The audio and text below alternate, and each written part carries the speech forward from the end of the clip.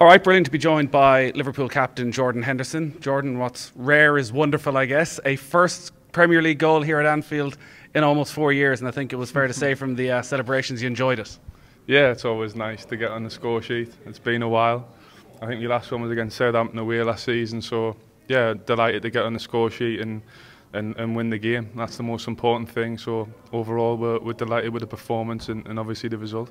What was it you said in commentary, David, that you'd scored at Anfield more recently? Yeah, do you remember the 5-1? Yeah, remember, yeah. Yours is 4 years ago. Mine's only 2 years ago. Boy, no, I was happy to see you score. Obviously, you needed the way they were playing. They were so deep. It was hard to break them down, and you probably needed that slight bit of luck with your miss-hit volley.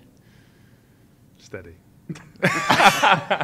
Where are you on goal scoring? Is it a part of your game you're at the start of every season thinking I need to score a few more, or is it a part of your game where you're going, you know what, I have a very different role in this team? Yeah, it's always nice to chip in, with goals, but at the end of the day, for us, it doesn't matter who scores. As the forward player scores all the goals and we win games, that's the most important thing.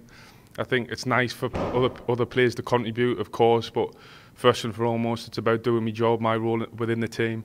And hopefully now and again I can chip in, but the most important thing is performance, making sure that I'm performing for the team and everybody else is performing and winning games. Strange game to analyse in a way, in that you were totally dominant for large parts, but also felt like you had to dig really deep to actually go and win it.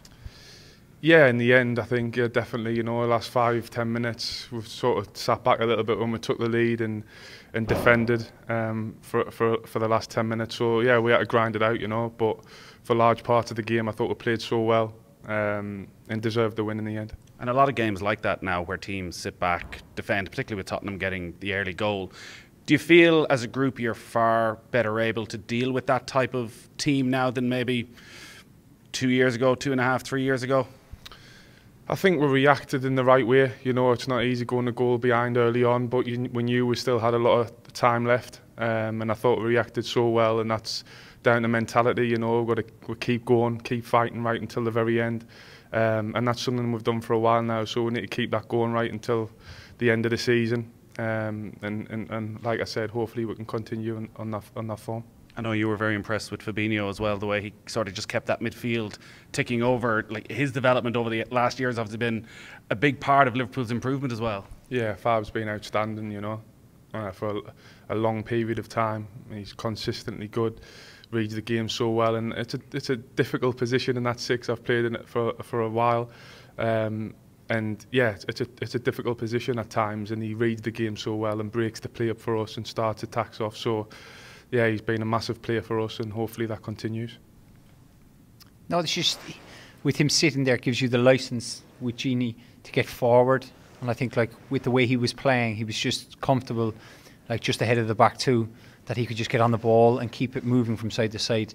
And then obviously he tried to tread little balls through here and there, but it's just the way, when you were probably there, it's just the naturalness for him being that one, because at times it is difficult. I gave it a fair go for a few years. It is tough, but I think you're much more suited to the right hand side to get forward, because I do think, like I even said a while ago when Nathan asked me, I think you can get 8 to 10 goals a season, and that's your first, and you're only in October, so I want 7 more.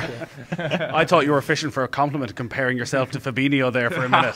Would you compare Fabinho to David Meyler? Do you think he's at home watching videos thinking, it's not for me to comment on that, is it? Yeah. No, well, for me, Fabinho is probably one of the best in the world in that position. So he's tough boots to fill for him, but he's been outstanding for a long period of time, and he's a big player for us. And hopefully, like I say, he can just continue in that form. And yeah, we've got a lot of midfielders with different qualities and different attributes, and that's good for us. We're all performing well, and we're all pushing each other in training and in games, and that's really important for us. I don't know how aware you are of the stats, but that's now 45 games unbeaten here in the Premier League at Anfield. It's an 11th straight victory. Like, you're rolling on very nicely at home, and Manchester City are coming to town in 2 weeks' time.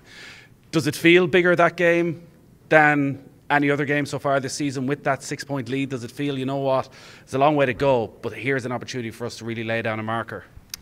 Well, I'm not even thinking about that game yet. It's a while away, and we've still got games before that. So not even in a thought in our mind, really. The next game's Arsenal midweek. That's the biggest game for us.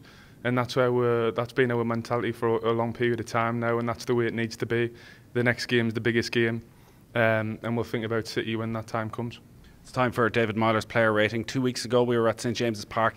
Kieran Clark hadn't played a Premier League game since January and kept Manchester United scoreless, and he gave him 8 out of 10. He got his goal. What are you giving him? 8.5.